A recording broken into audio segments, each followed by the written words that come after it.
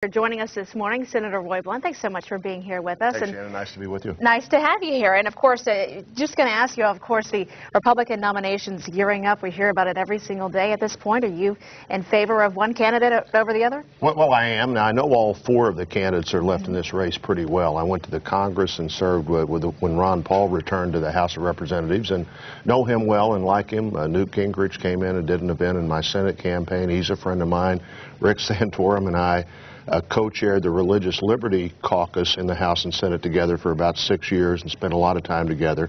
Governor Romney's a friend of mine, and I think he's the one best prepared to deal with the number one challenge we face today, which is the economy. And so I've not only endorsed him, but I've helped organize current and former House and Senate members who are supporting him, and he has more of that support than anybody else, though the ultimate support that matters is what voters decide at these caucuses and at primaries, and most of those are still in front of us, as are most of the issues that I think will ultimately decide this election. All right, speaking of issues, you're out in the area today and tomorrow. What's on the agenda for you?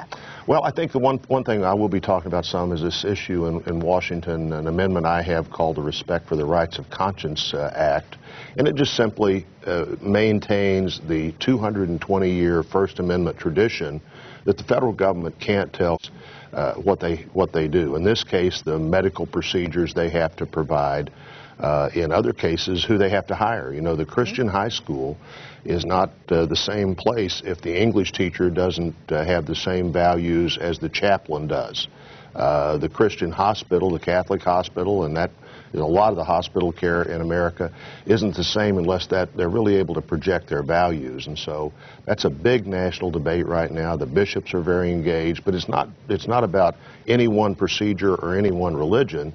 It's about the long ingrained American concept that you can't force religious institutions or people of faith to do things that are clearly against their long-held faith beliefs. And so that's going to be a big fight. I think we have it. Ultimately, we'll win that fight, whether it's in the Congress this year or in some election in the future. The American people ultimately will stand by the First Amendment.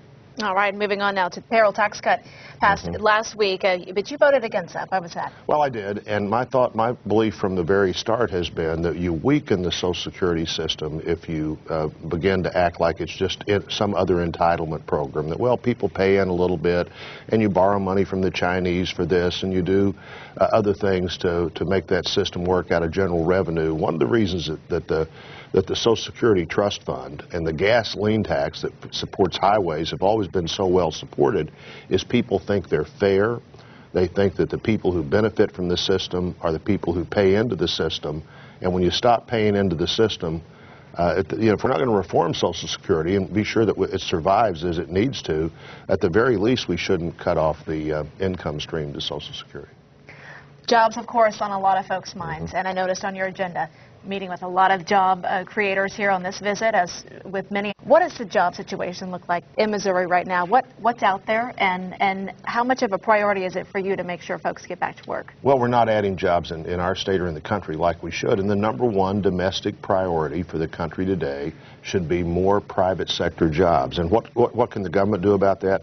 The government doesn't create private sector jobs.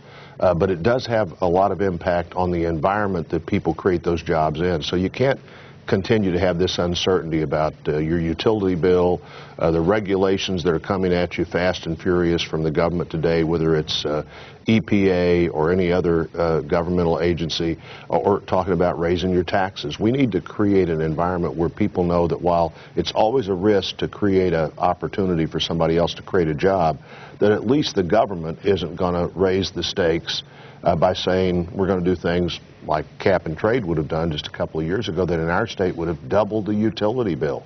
Lots of things work at today's utility bill, Shannon, that the job creator knows just wouldn't work at double the utility bill in a decade, and so they decide not to take that risk.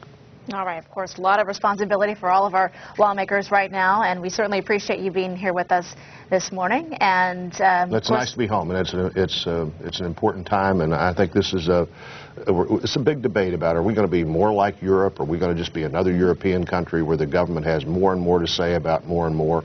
Are we going to continue to be who we are and that means a country that where we believe that the people are still bigger than the government. All right. Well, again, we certainly appreciate your time. Mike, we'll send it on back to you.